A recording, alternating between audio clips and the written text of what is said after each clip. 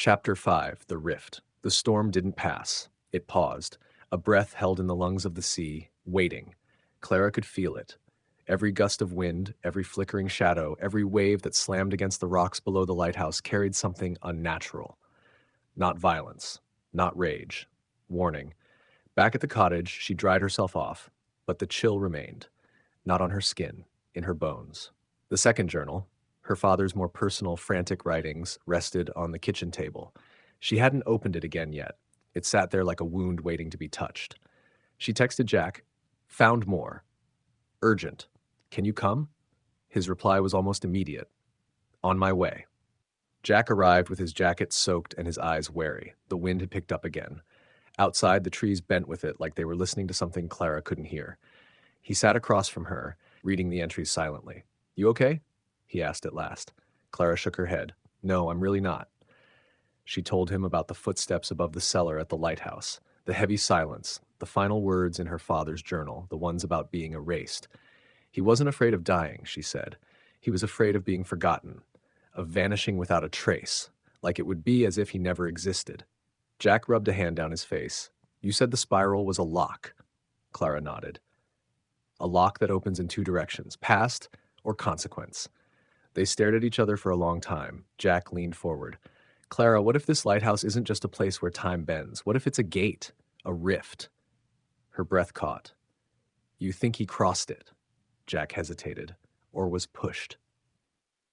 Later that night, Clara returned to the lighthouse alone. She needed answers she couldn't find in books or theories or even Jack's steady presence. Some part of her felt the shift now in her body, the way the air changed around the tower, the way the fog moved against the wind, the way the metal stairs hummed with something like anticipation when she touched them. She went back down to the secret cellar, her flashlight clutched tight. But the chest was gone, just gone, as if it had never been there. She checked every wall, every corner. Her breath came fast, shallow. Not erased, she thought. Moved. She turned to leave, only to stop dead at the sight of someone standing in the stairwell. Tall, still, not moving. Her throat closed. "Jack?" she whispered.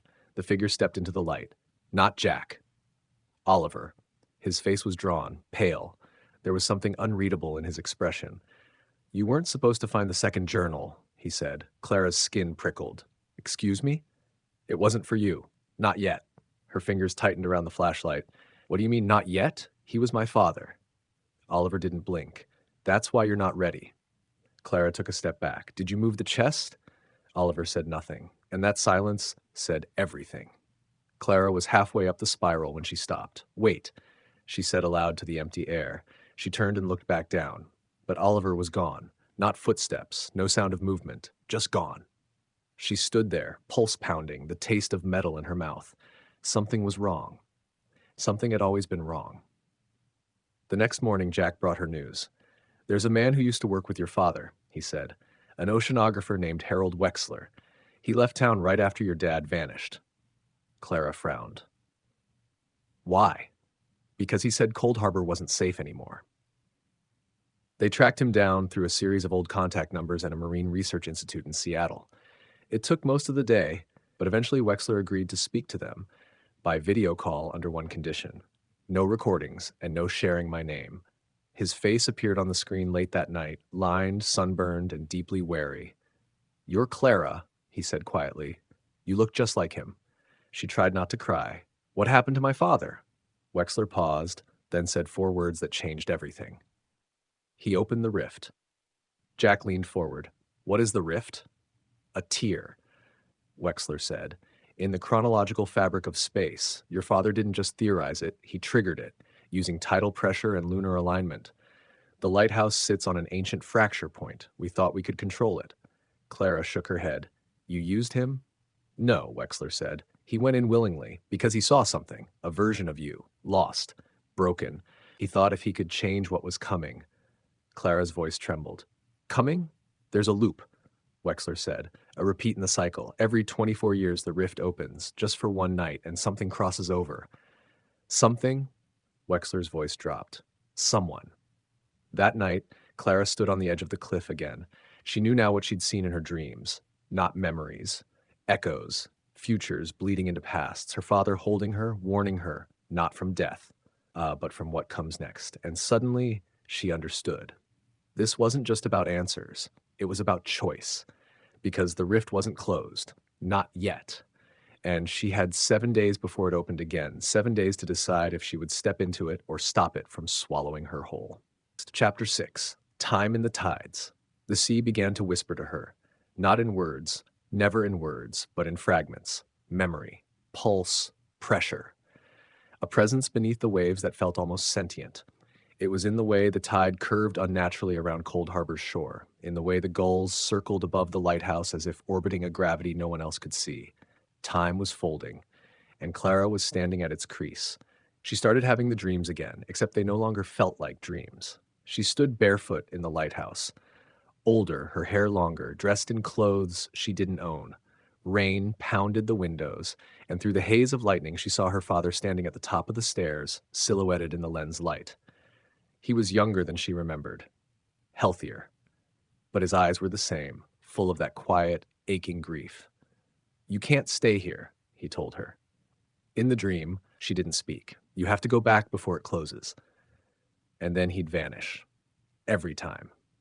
Just like the night he disappeared. She always woke up gasping, heart pounding, hands gripping the bed sheets like she'd been holding on to something or someone in another version of her life. Jack started coming by more often, not just to investigate, but to stay close. Their conversations turned quieter, more vulnerable.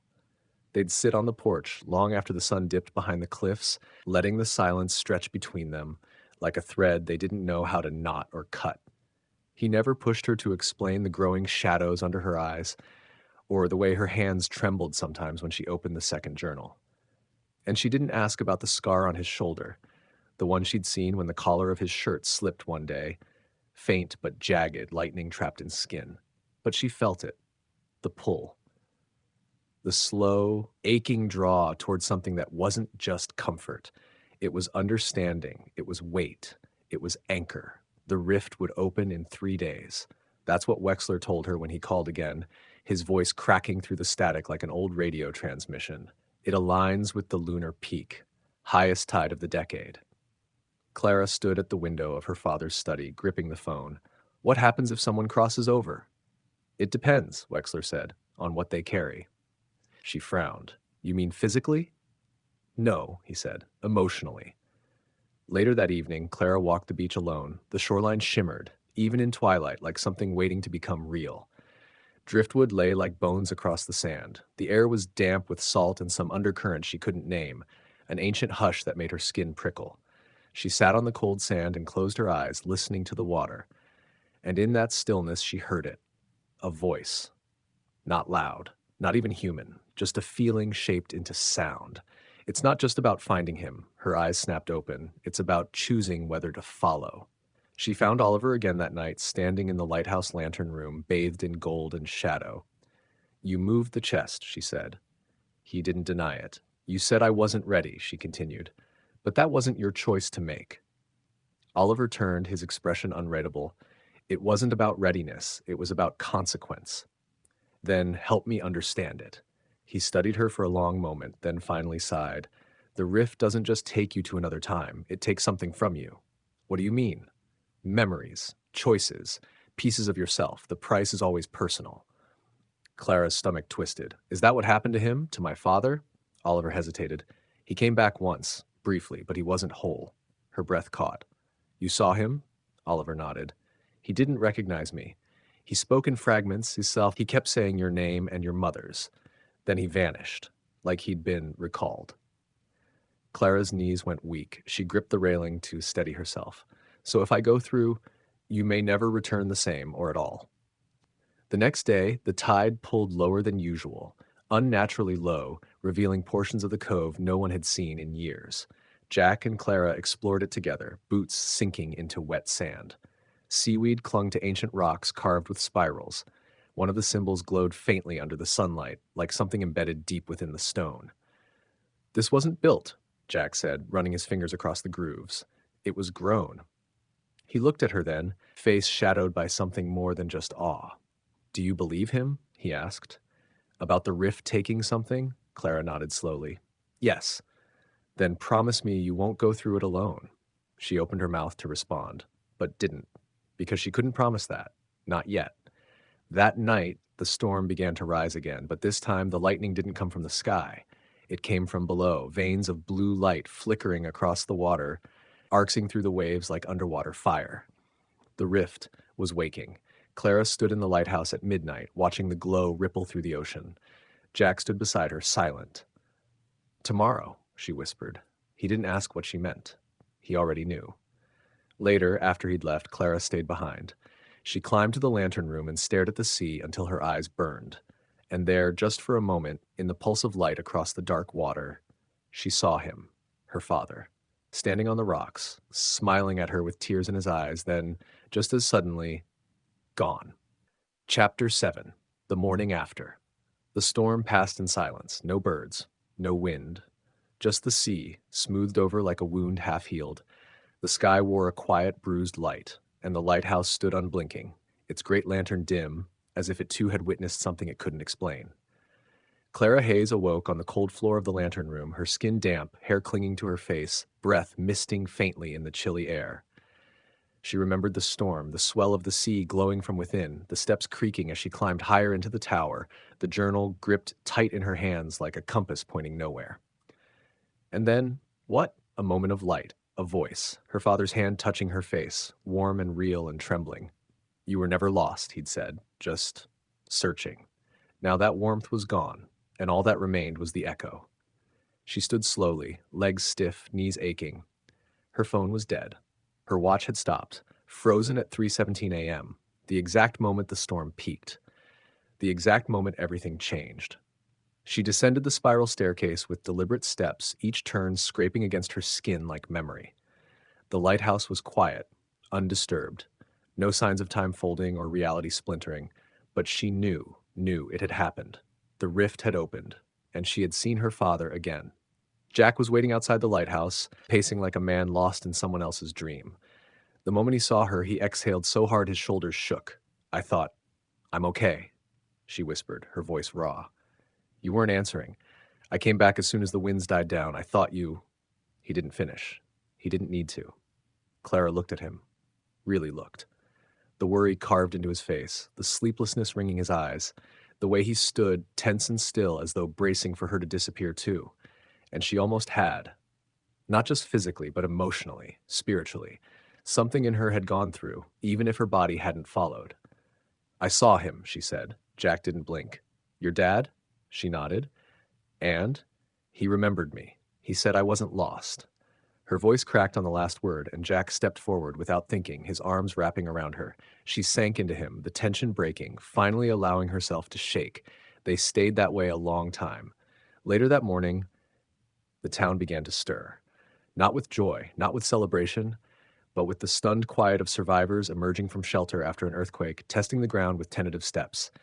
The storm had done damage. Boats were capsized, power lines downed, but no lives lost, and that, Clara realized, was a miracle. Or maybe a trade. She didn't tell Jack everything. Not yet.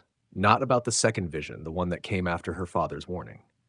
The one where she stood alone on the rocks, watching herself from a distance, older, hardened, eyes full of sorrow she didn't yet understand. It hadn't felt like a dream. It had felt like a memory she hadn't made yet. Back at the cottage, she finally plugged in her phone and waited for it to charge. While she waited, she lit a candle and sat by the window, watching the sea. The waves looked ordinary now, soft, almost lazy. But the pressure behind them had changed. The pull of the tide felt less like gravity and more like a breath that had finally been released. On the table beside her, her father's second journal sat open to the final page. Only now, the page wasn't blank. She could have sworn it had been blank. But now, words shimmered faintly, as if written in salt. "Let go of what drowned you. You are the tide now. You carry what came before, but you decide what comes next." Clara's heart twisted. She closed the journal and held it to her chest. Jack returned just before dusk, 2 coffees in hand and his usual easy calm sitting awkwardly on his shoulders. "I checked on Oliver," he said. "He's gone." "Gone?" Clara frowned. "Packed up and left town early this morning. Didn't say goodbye. Left the keys to the lighthouse in the mayor's mailbox." Clara felt a cold pinch in her gut. Did he leave a note? Jack shook his head. No, but the locals say he's done this before. Disappears, then comes back years later different, as if time doesn't touch him the same way it touches the rest of us. They were silent for a moment. Then Clara said softly, "Maybe it doesn't." They walked the beach again that night. No words. Just the hush of the waves and the moonlight stretching long and silver across the sand. Clara stopped near the old rocks where the rift had glowed brightest. The spirals etched into the stone were faded now, some gone completely, as if time itself had tried to erase the evidence. But one remained, right in the center. She traced it with her fingertip. Jack watched her. "What now?" Clara turned to him. "I stay, at least for now. I want to keep working on the title research, help the town, use what I know to protect what matters." She hesitated. "I want to keep his memory alive, but not just as a mystery." Jack nodded. "I'll help, however I can." Their eyes met, and something inside her shifted. The grief would never fully go. She knew that now. But it didn't have to rule her. She wasn't anchored to the past anymore. She could carry it, like a lantern, not a chain. That night, Clara stood at the edge of the dock alone. She let the wind tangle her hair and the sea air salt her skin, and when she closed her eyes, she could still feel her father's hand on her cheek. She whispered into the night, "I'm not lost." And the waves whispered back, "You were never meant to be." Chapter 8. Echoes of Tomorrow. The sunrise over Cold Harbor looked different now. It was the same pale gold spilling across the ocean, the same shimmer against the tide. But to Clara Hayes it felt like a beginning, not a haunting. She stood on the edge of the cliffs near the lighthouse, wind pulling at her coat, boots planted firm in the damp grass. Jack was beside her, silent, his hands in his pockets like as they watched the light bloom across the water. It had been 3 weeks since the storm, 3 weeks since the rift. And still Clara felt it, the aftershock, the subtle dissonance in her bones, like time hadn't quite settled around her. But she no longer feared it. Now she respected it. The town had begun to heal. Fishermen repaired boats. Locals traded stories of strange lights and missing time, their voices half joking, half hushed. But no one denied that something had shifted. The sea, once angry and restless, had calmed. The air, once heavy with silence, now carried laughter. Clara moved through it all with quiet purpose. She took a part-time role with the local Marine Research Center, using her background to help track unusual tidal behavior. She led a conservation initiative with students from the town's high school. She reopened her father's study to the public as a tiny memorial, half museum, half library, where townspeople could leave notes, memories, and pieces of their own stories. She didn't speak often about what she'd seen that night in the lighthouse, not even to Jack. But she kept the journal close, and every so often she would wake in the middle of the night and see a faint glow from its pages, words shifting, spirals curling along the margins, as if the past was still whispering. Jack came by almost every day, sometimes with food, sometimes with a bad joke and a good beer, sometimes with nothing but his quiet presence, which had become its own kind of comfort. They didn't rush things, they didn't define it, but something between them was growing, slow, steady, inevitable, like the tide rolling in just a little higher every morning. One afternoon, they walked along the rocky shore as the sun dipped low. "I've been thinking," he said, hands tucked into the sleeves of his coat, "about leaving." Clara's heart stumbled. "But not yet," he added, glancing at her. "Just eventually, before I get too comfortable staying still." She nodded. She understood. Jack wasn't built for small towns and quiet routines. He was always half listening for a call to somewhere else. That was part of him. She wouldn't try to hold him. "I'm glad you stayed this long," she said softly. He smiled. "I am too." A beat passed. "And I will again," he added, "if there's a reason." Their eyes met. Nothing else needed to be said. That night, Clara returned to the lighthouse alone. She walked the spiral staircase slowly, feeling the familiar pull of memory in every creaking step. At the top, the lens reflected the stars in fractured pieces, casting bits of constellations across the walls. She opened the final drawer of the old desk, the one she had never dared to touch before. Inside, she found something small and wrapped in oilcloth. A photograph, yellowed with age, of her father standing beside the lighthouse in the same storm jacket she remembered from childhood. But there was something strange about the picture. He was older, his face lined, his eyes softer, older than he was when he disappeared. Scrawled on the back in faded pencil was one line, "I was here. I saw you, and I chose to stay. Clara's breath caught in her throat. He had come back, somehow, for her. And maybe he had stayed behind the curtain of time, not because he couldn't return, but because he chose to protect something, someone more important. She pressed the photo to her chest, and for the first time since she was a little girl, she let herself cry, not out of sorrow, but gratitude. Days passed, then weeks. Clara didn't mark time the same way anymore. She planted a small garden behind the cottage, bought a used telescope, wrote pages and pages in a notebook she didn't show anyone, not even Jack. Some of it was science, some of it was dream. All of it was hers. One morning, she stood again on the shore with Jack. The wind whipped at them, the gulls crying overhead. Far beyond, the water shimmered silver and blue, endless. Clara took a breath, turned to him and said, "Do you believe in time travel?" Jack gave her a sidelong smile. "After everything we've seen? Then do you think we're doing it right now? Traveling through time?" He shrugged. "If we are, I hope we're going slow." Clara laughed, a real, full laugh that cracked open something in her chest. She reached down, picked up a smooth stone, and threw it into the water.